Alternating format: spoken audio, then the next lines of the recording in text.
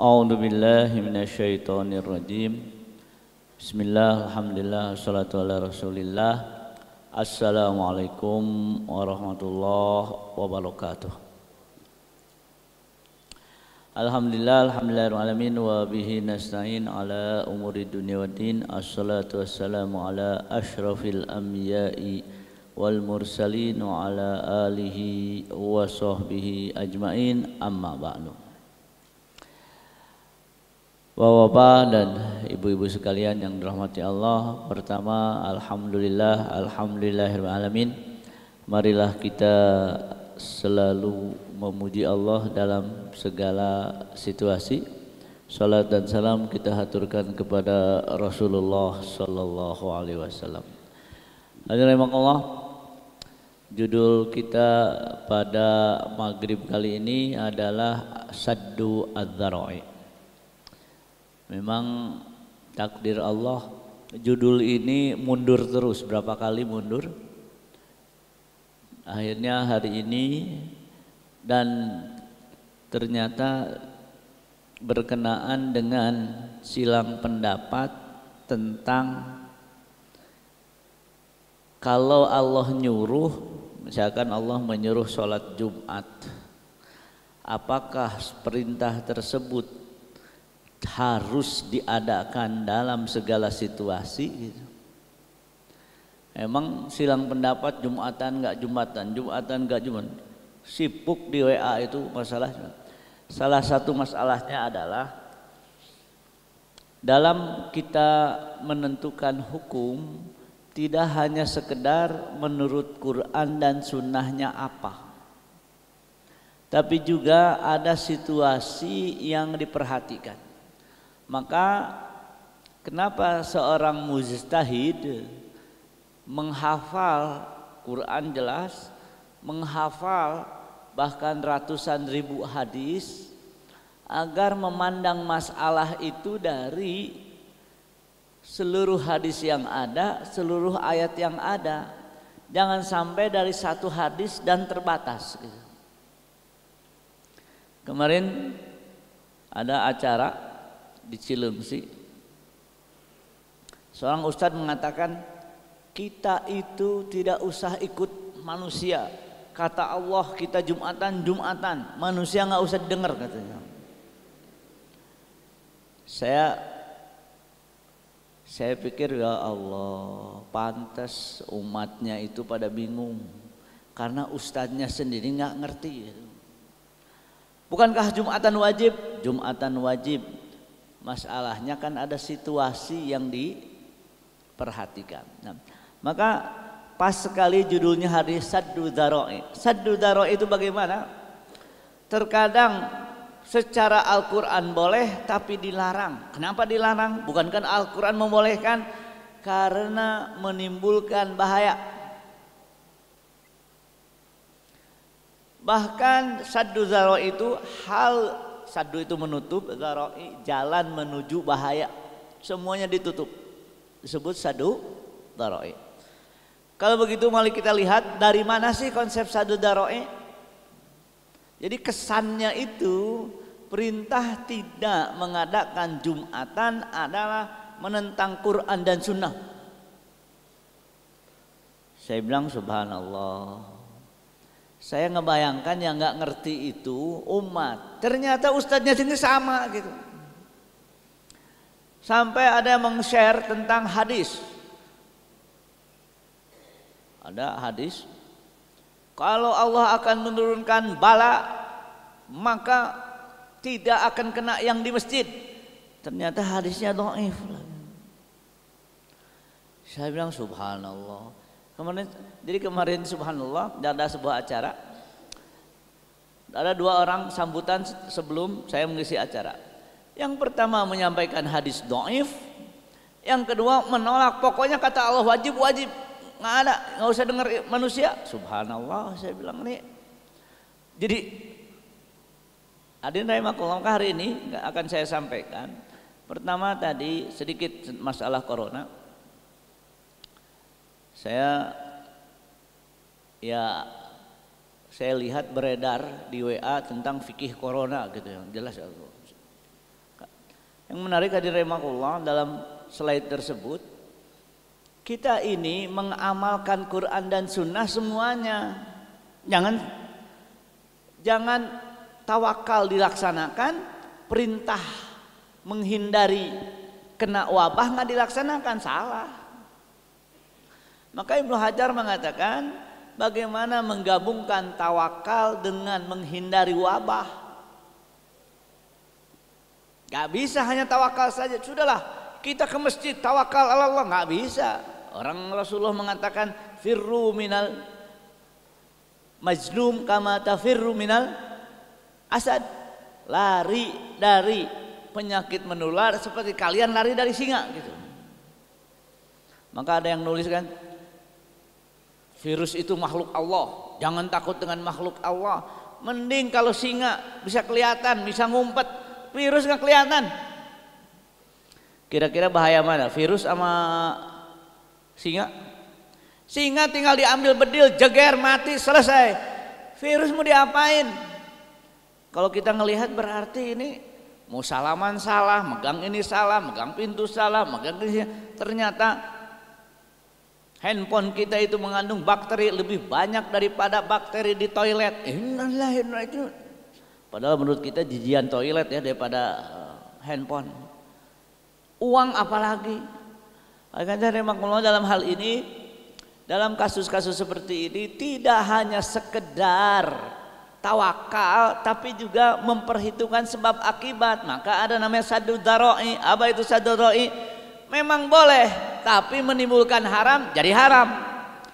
Bahkan wajib menjadi gugur kalau menimbulkan bahaya. Jadi akhir-akhir ini saya mau bingung, kenapa bingung? Mau jelasinnya dari mana? Kenapa? Karena masing-masing sudah menjadi ustadz gitu. Saya bilang dalam hati, ya Allah. Jadi begini rahimakumullah, melaksanakan perintah hadis, perintah Quran, semuanya, jangan setengah-setengah. Ada perintah tawakal, ada perintah menghindari penyakit. Kalau begitu dua-duanya, bagaimana? Lakukan segala sebab dan sebab, kemudian tawakal gitu. Bahkan dalam hadis disebutkan tidak ada penyakit menular kecuali atas perintah Allah. Gimana?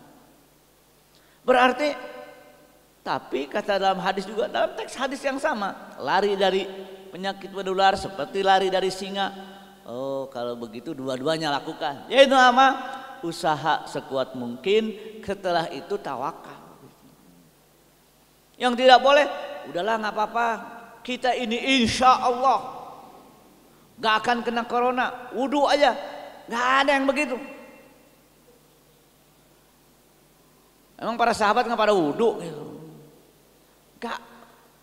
Oleh karena itu harus menggabungkan antara tawakal dengan usaha.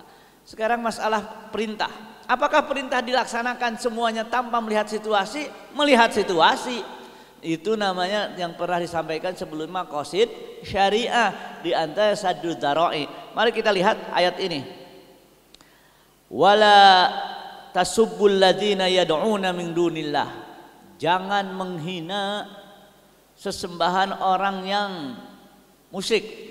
Yad'una min dunillah. Fa yasubullah adwan bighairi ilmin. Dan janganlah kamu memaki sembahan-sembahan yang mereka sembah selain Allah. Puncak nilai ketauhidan itu menghina berhala. Kenapa dilarang dalam Al-Quran? Bukankah untuk membuktikan saya bertauhid, saya hina berhala? Kenapa berhala nggak boleh dihina? Karena nanti kalau kalian hina berhala, kalian akan Allah akan dihina oleh mereka. Kira-kira masalahnya apa? Bukan masalah menghina berhala yang menjadi puncak ketauhidan, tapi masalahnya efek yang ditimbulkan, yaitu apa? Mereka menghina Allah. Al-Quran mengajarkan walaupun memang baik, tapi dicegah karena akan menimbulkan hal yang tidak baik, yaitu apa? Mereka menghina Allah. Kalau begitu tidak selamanya yang baik itu dilaksanakan, tapi lihat efek yang ditimbulkan. Maka saddu dzara'i itu berpikir efek yang ditimbulkan gitu. Kan Allah menyuruh kita berjumatan, memang semua tahu itu ijma, memang itu ijma. Tapi masalahnya adalah Jumatan gugur gara-gara safar. Kenapa? Jumatan gugur gara-gara masyakoh, sesuatu yang sulit. Bagaimana seandainya bahaya itu lebih tinggi lagi dari masyakoh, sebetulnya memungkinkan yang namanya Jumatan gugur gara-gara bahaya. Status di DKI memang sudah bahaya, sudah zona merah di mana-mana. Kesalahan Italia adalah meremehkan corona sehingga korbannya lebih banyak daripada di Cina. Italia korbannya lebih banyak daripada di Cina. Alhamdulillah, dalam hal ini jangan berpikir kan baik, kan wajib. Yang wajib kalau menimbulkan bahaya, bahkan menimbulkan, coba, menghina berhala adalah puncak ketauhidan, tapi dilarang. Kenapa? Karena melahirkan efek Allah dihina gitu. Jangankan Jumatan gitu. Oleh karena itu mohon difahami dalam dalam melaksanakan sesuatu akan melihat efek yang ditimbulkan, dan yang mengajarkannya Al-Quran. Kenapa dilarang memaki? Karena kalau dilakukan justru mereka memaki Allah. Juga ayat ini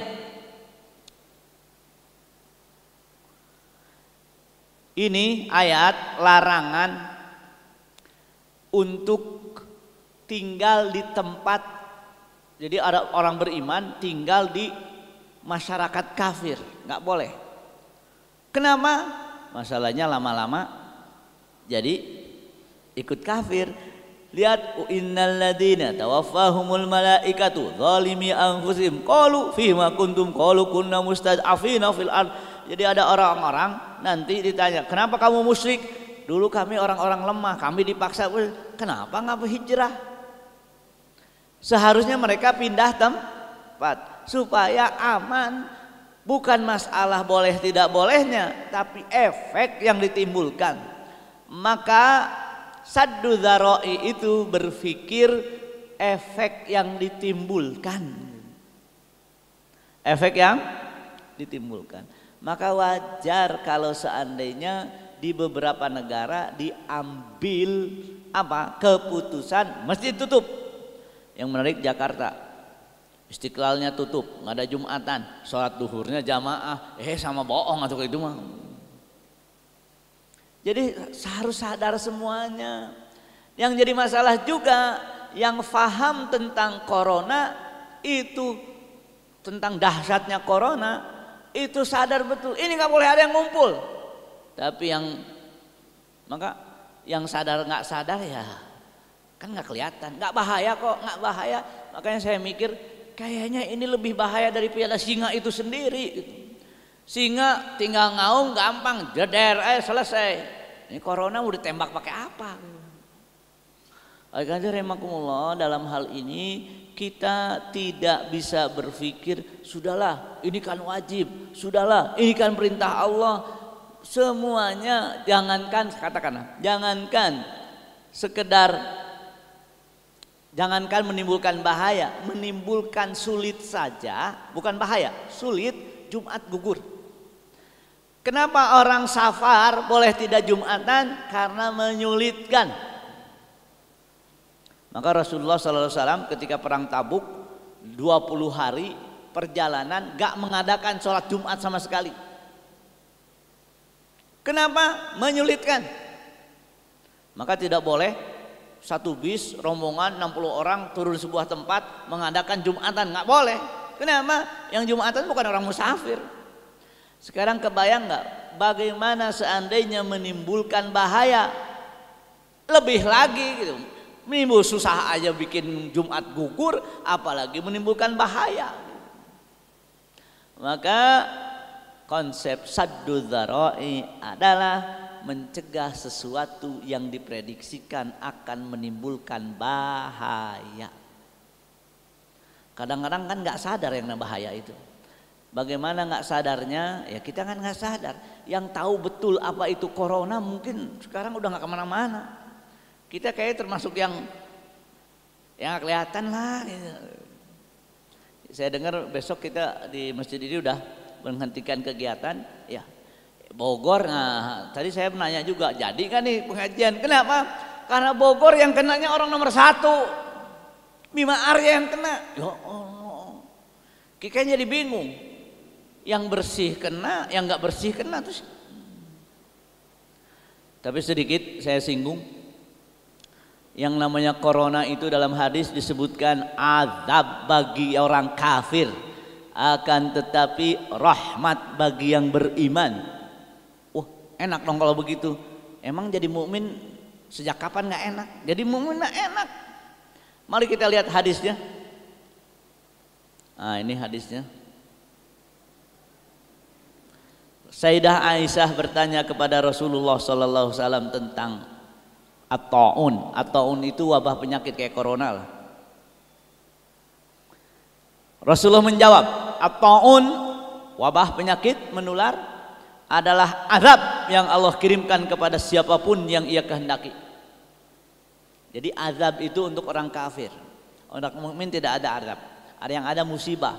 Musibah itu antara dosa atau tidak. Kalau antara dosa, dosa dihapus. Kalau sebabnya dosa, dosa dihapus. Kalau tidak sebab dosa, ditinggikan derajatnya. Nggak ada yang salah bagi yang beriman. Dan Allah menjadikannya rahmat bagi kaum mukminin. Nah, kok rahmat? Lihat, seseorang apabila terkena at-ta'un, corona kalau sekarang, kemudian ia diam di tempat tersebut dengan sabar dan berharap pahala dari Allah, sabiran wa muhtasiban. Ia yakin bahwa tidak ada sesuatu yang menimpanya kecuali sudah Allah tuliskan untuknya. Maka wali kota Bogor kena itu sudah takdir sudah. Takdir itu dibicarakan ketika terjadi. Sebelum terjadi namanya usaha. Jangan sampai sebelum terjadi takdir ya nggak usaha nanti. Jadi jangan salah tempat. Takdir itu tempatnya setelah terjadi. Sebelum terjadi usaha gitu. Lihat, maka ia mendapatkan pahala seperti pahala syahid. Loh, mending kena atau mending gak kena nih? Pengen dua-duanya gak kena tapi syahid.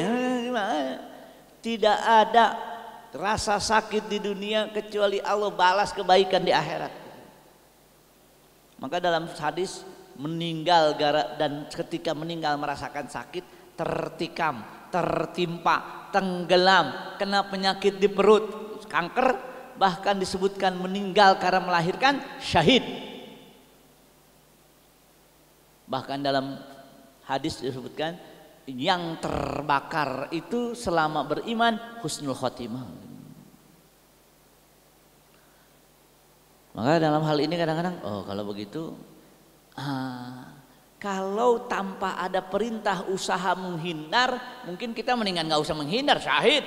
Tapi taat Allah dalam semua hadis, dengan 1-2 hadis, semua hadis Allah nyuruh usaha. Kalau Allah tidak nyuruh usaha, mendingan kita nggak usah usaha. Kenapa? Mendingan meninggal, syahid. Tapi Allah menyuruh kita usaha, hindari. Tadi Rasulullah mengatakan, firro minal majdum kama tafir minal asad. Bayangkan gak kalau ada asad nongkrong di depan, asadnya nggak usah tidur aja, nggak usah nongkrong, nggak usah ngaum, tidur ya, kira-kira kita kabur nggak? Kalau tambah kabur gitu. Maka kata Rasul, lari seperti kalian lari dari singa. Kalau nggak ada perintah begini mendingan nggak usah. Asad singa ya. Jadi rahimakumullah, kira-kira enak gak? Ya makanya, tapi Allah nyuruh kita berusaha.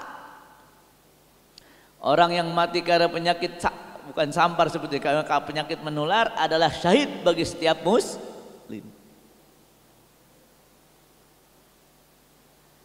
Banyak hadisnya, banyak hadisnya. Kata Rasulullah, apa itu ta'un? Rasulullah menjawab, kalau at-ta'nu tikaman. Ta'un adalah tikaman musuh kalian dari bangsa jin, akan tetapi kematian karena keduanya, baik karena ditikam atau karena wabah penyakit, maka dua-duanya adalah syahid. Namun hadirin rahimakumullah, kita tidak boleh untuk apa? Untuk pasrah, tidak berusaha. Kenapa? Karena Allah nyuruh kita usaha. Kalau nggak Allah tidak nyuruh kita usaha, ya mendingan nggak usah, diem aja. Kenapa? Ya udahlah, mendingan kena, meninggal syahid, selesai. Susah-susah di dunia. Alhamdulillah, konsep saddud dzara'i adalah berpikir tentang efek yang ditimbulkan ke depan. Kita nggak usah ini contohnya. Contoh begini, ada ini penting kan, maqasid dan wasilah yang dituju adalah maqasid syariah, bukan hanya sekedar hukum. Contoh, perjalanan ke sebuah tempat untuk melakukan perbuatan haram, maka perjalanan tersebut haram. Oh, kan perjalanannya sama. Perjalanan dengan tujuan haram, hasilnya haram. Bagaimana? Perjalanan haram tidak ada jamak qashar. Bagaimana? Dari Bogor berangkat ke Bandung mau transaksi riba, itu di rest area nggak boleh jamak itu. Safar yang safar tapi perjalanan untuk haji, lihat, makanya hukum sesuatu itu dilihat akan menghasilkan apa? Akan menghasilkan haram jadi haram, akan menghasilkan wajib jadi wajib. Apa hukumnya perjalanan untuk haji? Haji tidak terlaksana kecuali ada perjalanan, maka hukum perjalanan tersebut menjadi wajib. Apa yang menjadi timbangan? Tujuannya apa? Jadi beda. Sama-sama perjalanannya, perjalanan untuk silaturahmi sunnah, maka menjadi berpahala karena sunnah dan boleh jamak dan qashar. Yang masalah adalah safar haram, nggak boleh jamak, nggak boleh qashar. Safarnya haram, masa dapat rukhsah? Yang agak bingung bagaimana pendukung Persib dari Bandung jalan ke Jakarta untuk nonton Persib lawan Persija, itu boleh jamak sholat nggak? Saya masih bingung menjawabnya. Nah, kembali hadirin rahimakumullah, jadi perjalanannya sama, tapi kenapa hukum berbeda? Karena yang dihasilkan apa? Yang dihasilkan haram jadi haram, yang dihasilkan wajib jadi wajib, yang dihasilkan sunnah jadi sunnah, yang dihasilkan mubah jadi mubah. Mau ngapain? Mau ke Subang rekreasi, mubah, ya sudah mubah, boleh jamak boleh qashar. Hadirin rahimakumullah, makanya dalam fikih potensi perbuatan dalam menimbulkan mafsadah, mafsadah itu adalah bahaya, selalu dihitung. Konsep haram karena melahirkan mafsadah, tidak ada yang haram kecuali dibaliknya bahaya. Kan itu yang kita pahami. Sekarang kalau seandainya kan Allah menyuruh Jumatan dalam situasi normal. Bagaimana dalam situasi menyulitkan Jumatannya gugur? Bagaimana dalam situasi bahaya? Menimbulkan sulit aja gugur, apalagi menimbulkan bahaya. Wallahualam, Masjid Alumni minggu depan nih, ya kita lihat situasinya. Kalau memang misalkan virusnya sudah tidak ada yang nambah lagi dalam 2-3 hari, berarti sudah diatasi. Kalau enggak, ya misalkan situasinya tambah buruk, tutup sudah. Kenapa? Karena secara kesehatan dipastikan penyebaran itu karena interaksi antar manusia. Ada beberapa masjid safnya jadi renggang satu-satu. Jadi kenapa? Ya silahkan. Kalau memang itu dipandang mencegah tertularnya penyakit. Hadirin rahimakumullah, jangan berpikir pokoknya haram, nggak bisa begitu. Tapi yang saya menarik adalah Saudi. Biasanya fatwa Saudi itu nggak pakai maqasid, makanya jebret aja udah. Pokoknya Quran Sunnah. Sekarang pakai maqasid. Alhamdulillah pada sadar. Saya pribadi saya bingung dengan fatwa-fatwa Saudi itu karena tanpa mempertimbangkan makosid sama sekali. Dulu ketika ada fatwa demokrasi haram dibawa ke Indonesia, demokrasi haram di Indonesia, demokrasi haram bahaya. Kan? Di Indonesia demokrasi haram yang berkuasa para peminum homer kan repot. Kembali, hadirin rahimakumullah, jadi namanya saddu dzara'i adalah mempertimbangkan efek yang ditimbulkan dari sebuah perbuatan. Kenapa haram diharamkan? Hal-hal yang seluruh hal yang diharamkan karena pasti menimbulkan bahaya. Maka bab haram sudah selesai. Tapi bagaimana sesuatu yang mubah menimbulkan bahaya? Kalau potensinya sedikit masih boleh, kalau potensinya besar sudah tidak boleh. Seperti menjual anggur ke pembuat khamr, apa salahnya jual anggur? Nggak masalah. Tapi ke pembuat khamr efek yang ditimbulkan, maka menjual anggur ke pembuat khamr jadi haram. Contoh ada pertanyaan, bagaimana kita punya ruko disediakan untuk praktek dukun? Haram. Kenapa? Karena dipakai untuk haram. Jadi efek yang ditimbulkan itu menjadi pertimbangan hukum. Boleh kan nyewakan ruko? Boleh. Tapi nyewakan rukonya kepada dukun nggak boleh. Dukun pakai gelar kiai, ya namanya dukun. Kalau dibilang dukun nggak ada yang datang. Kalau bilang kiai jadi datang, padahal dukun gitu. Menjual senjata kepada yang sedang bertikai, ada orang lagi berantem, tawarin pisau, haram. Lo kan jual pisau boleh, ya bukan masalah jual pisau, situasinya yang nggak boleh. Boleh nggak kira? Ada orang lagi kesel mau berantem, nih pisau nih, udah ngutang dulu, dibeli sama dia, gak boleh. Jadi yang dihitung apa? Potensi melahirkan mafsadah itu kerusakan atau mafsadah itu hal yang berbahaya. Juga potensi melahirkan mafsadah karena salah menggunakan hukum, sama juga diharamkan. Sama diharamkan. Jadi rahimakumullah, dalam fikih menghitung potensi terjadinya bahaya atau disebut mafsadah. Kalau memang terjadi ya sudah. Ada masih banyak yang menolak, Pokoknya kita tetap Jumatan, tawakal sama Allah. Salah tawakalnya di situ. Kenapa? Sekali lagi memang karena bagaimana sholat berjamaah? Kalau sholat berjamaah di masjid dan dipastikan oleh otoritas setempat berbahaya karena penularan corona, berarti di rumah. Karena sholat jamaah itu tidak wajib di masjid. Sholat di rumah. Tapi yang jadi masalah sholat Jumat. Bagaimana Jumat? Maka tadi Jumat itu dengan safar saja gugur. Safar itu masyaqqah. Mana yang lebih berat? Mana yang lebih bahaya? Al-masyaqqah atau kesulitan atau menimbulkan bahaya? Karena kesulitan aja gugur, apalagi karena menimbulkan bahaya. Jadi bukankah Allah memerintahkan? Allah memerintahkan dalam keadaan apa? Normal. Dan saya dengar kemungkinan haji juga ini Kementerian Saudi sudah mewanti-wanti ke Indonesia. Ini kalau terus begini haji nggak ada, waduh, mundur lagi. Banyak yang stres juga kayaknya. Kenapa? Karena masalah ekonomi. Jadi hadirin rahimakumullah, saddu dzara'i adalah mempertimbangkan sebuah potensi melahirkan bahaya. Apabila potensi mafsadahnya tidak banyak masih boleh, seperti khitbah, melihat sebentar boleh. Setiap perbuatan pasti mempunyai dua potensi, bahaya dan manfaat, mafsadah dan manfaat. Bahkan perbuatan wajib pun mempunyai potensi mafsadah, semuanya ada. Tapi biasanya yang manfaatnya lebih banyak disuruh, yang bahayanya lebih banyak dilarang.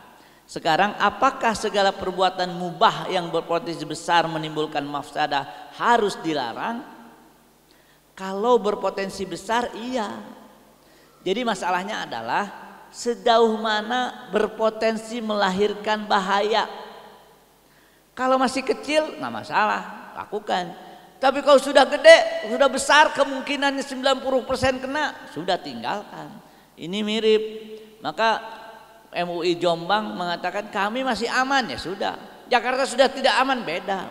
Maka fatwa MUI itu melihat tempat masing-masing. Walau alam seminggu ke depan Bogor seperti apa? Yang jelas hari ini masih banyak yang mengadakan sholat Jumat. Jakarta sudah. Bahkan di Rawamangun saya dengar sudah siap-siap Jumatan, datang polisi, datang TNI. Kenapa? Karena memang kalau sudah otoritas mengatakan ini bahaya, sudah ngikut saya sholat di rumah sudah.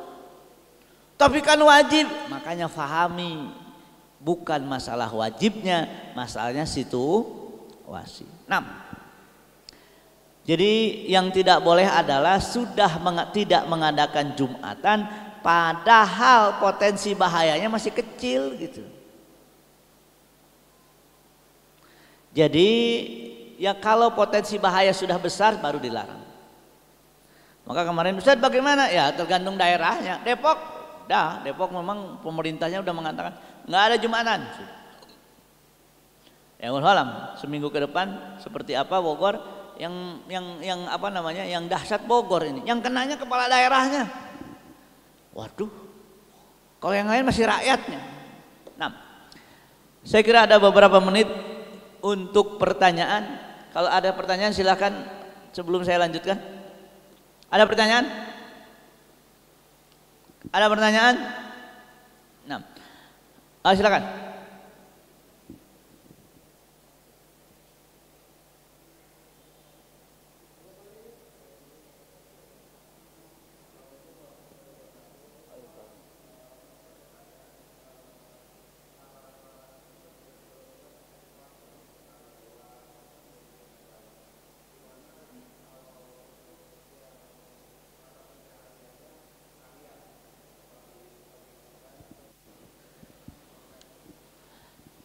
Begini, yang dilarangkan berkumpul. Berarti dia membutuhkan penghasilan harian seperti ojek online, berarti lakukan hal-hal yang pakai masker, tidak bersalaman, jaga jarak. Jangan kesinggung kalau jaga jarak. Jadi yang tidak boleh kan berkumpul berdekatan. Ya di rumah juga ya kita apa namanya? Ini kan untuk memutus rantai penyebaran gitu. Di antaranya jaga jarak. Ya kalau sholat sabu wakum nempel semua. Tadi siang saya lihat di masjid loh. Awal-awal udah pada jarang, tapi jamaah jadi penuh ya nempel juga gitu. Ya mungkin yang di foto-foto itu mungkin jamaahnya memang sedikit. Kalau kayak begini gimana mau jarak 1 meter, nggak mungkin. Masjid alumni saya kira nggak mungkin jarak 1 meter. Oleh karena itu usahakan apapun yang bisa dilakukan. Ini ingin saya ingatkan, jangan melakukan hal-hal tersebut karena arahan Kemenkes, nggak berpahala. Tapi kalau kenapa Anda melakukan, kan Rasulullah nyuruh lari dari penyakit menular seperti lari dari singa. Kira-kira berpahala nggak? Berpahala. Maka rugi kalau hidup berpikir dunia saja. Mari kita berpikir akhirat. Bagaimana kita menghindari corona dan berpahala? Maka niatnya kenapa? Allah nyuruh berpahala. Kenapa? Rasulullah nyuruh berpahala. Kenapa? Aturan agama kami seperti itu berpahala.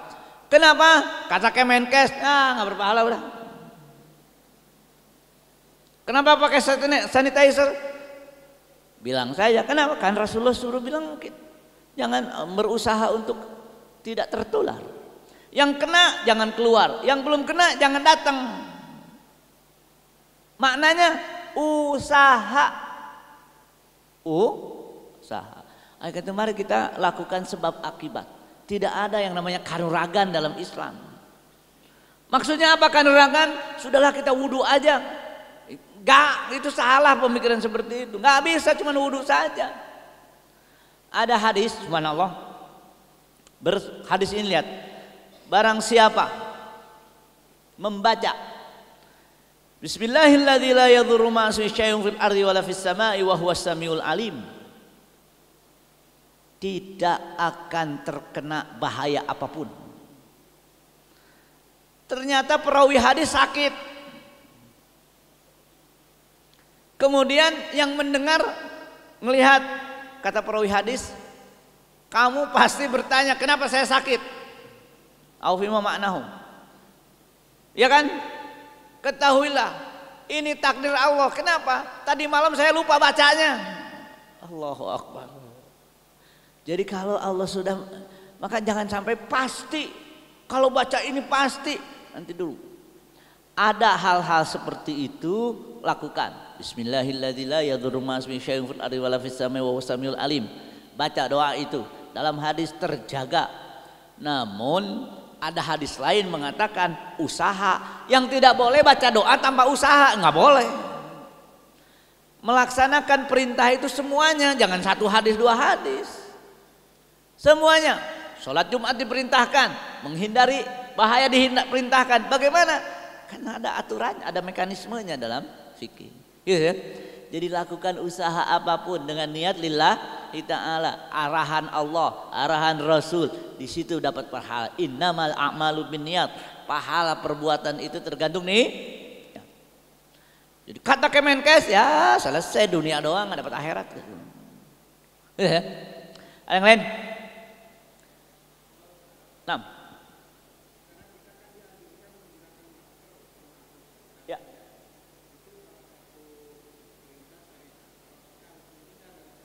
Ya.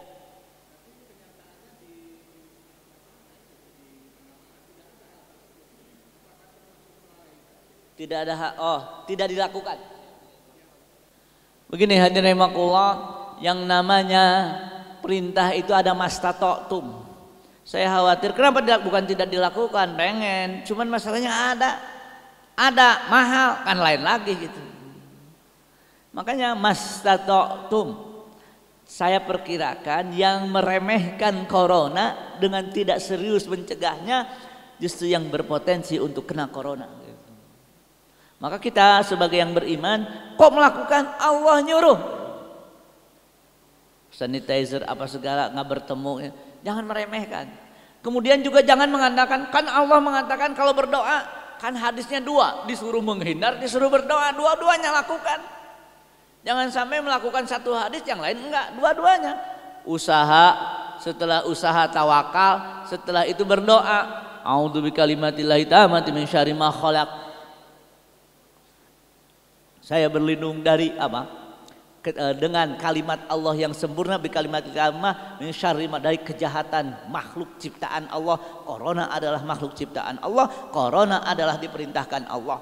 Juga saya ingatkan ada doa, wahai corona, kalau kamu makhluk Allah, itu bukan doa, itu ngajak ngobrol corona. Karena corona, kata corona, emang saya bisa bergerak kecuali saya itu bergerak kecuali perintah Allah. Corona bergerak karena perintah siapa? Perintah Allah. Maka saya bilang itu bukan doa, itu dialog dengan corona. Seperti Umar berdialog dengan siapa? Sungai Nil. Itu bukan doa. Itu adalah ya Allah. Ini hadis tentang isolasi. Kenapa isolasi? Rasulullah nyuruh isolasi berpahala. Kenapa menjauh? Rasulullah disuruh menjauh berpahala. Sudah. Maka tidak berdampingan dengan penderita. Tidak. Ini penting. Wabah menyebar hanya karena perintah Allah. Hanya karena perintah. Ini yang harus kita jangan sampai, ini tulisan hadisnya salah tapi terjemahnya benar. Jangan sampai kita meyakini, yang saya khawatirkan adalah kita kehilangan Allah dalam kasus corona. Kembalikan kepada Allah. Gabungkan antara tawakal dan usaha. Kenapa nutup masjid? Masalahnya ada saddu dzara'i tadi sudah. Kenapa wajib berobat? Masalahnya penyakit menular. Kalau penyakitnya jantung itu boleh sabar karena nggak menular. Kalau penyakitnya kayak corona wajib berobat. Kenapa? Jangan sampai udah sakit menyebabkan orang sakit gitu. Beda kasusnya antara apa? Berobat penyakit tidak menular dengan berobat penyakit menular. Kenapa wajib lapor? Jangan bikin bahaya. Apalagi yang lebih parah menutupi berita. Jangan disembunyikan beritanya. Itu parah banget, bahaya banget. Takut boleh, kata Rasulullah, seperti lari dari singa boleh. Nah, perbanyak doa. Tadi salah satunya apa? Bismillahirrahmanirrahim, la yadhurru ma ismihi syai'un fil ardi wala fis samai wa huwas samiul alim. 3 kali di pagi hari terlindung sampai sore, 3 kali di sore hari terlindung sampai pagi. Perawi hadisnya kena. Yang diceritakan hadis ngeliatin aja. Kamu pasti kan ngeliatin saya, kenapa saya kena ya? Kata dia, memang saya tadi sore lupa katanya. Takdir Allah kata dia. Ayo hadirin rahimakumullah, marilah kita lari dari satu ketentuan ke ketentuan lain. Maka kata Umar, kita lari dari satu ketentuan ke ketentuan yang lain. Jangan sampai udahlah tawakal, wudu aja nggak apa-apa, wudu aja. Lari ke masjid aja nggak usah, nggak seperti itu. Islam tidak mengajarkan hal-hal seperti itu. Islam mengutamakan sebab akibat dan Allah melihat usaha kita. Berhasil tidak berhasil bukan urusan kita. Urusan kita adalah usaha. Barakallahu li wa lakum. Assalamualaikum warahmatullahi wabarakatuh.